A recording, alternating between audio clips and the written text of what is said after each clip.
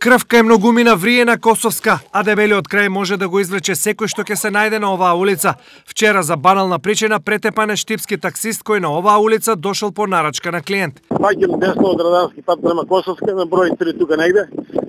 И поминувам 20 луѓе од ромска националност, не ги познаваме ништо. Почнаа да псуват и со еден голем камен манаа по мене, не ме погодија по колата. Враќам се удикне со отворен джам.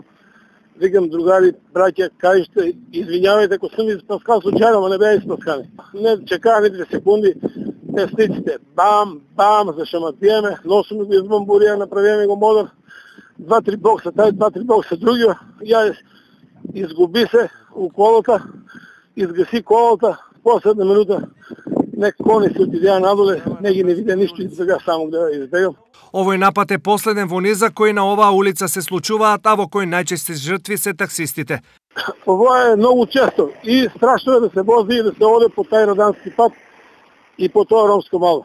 Значи, полицијата треба стварно да преземе остри мерки. Ова е страшна работа. Нападот врз возачот таксист од вчера најсериозно досега ги загржи останатите таксисти, кои поради насилството и небезбедноста на Косовска велат сигурно е нема да остане со скрстени раце. Ќе почнеме од ден на ден се помалку да испраќаме возила на тие улици. Нарочито во вечерните часови мислам дека се помалку ќе бидат возила праќени на Косовска, Радански пат, Мирјанина црква населба. Ги имаме адресите, ги имаме улиците. Значи секој сумнителен повик, секоја сумнителна улица, нарочито во тој район што го спомнавме, Радански пат, Косовска, Света Недела, мислам дека многу минимално можеби веќе нема да се праќаат возила таму за повици.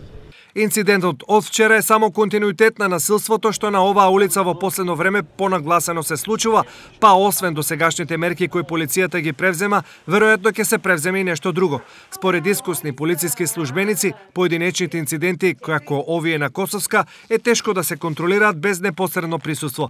Поради тоа веројатно и идните чекори ќе бидат во таа насока, односно на Косовска да биде поставен 24-часовен полициски пункт.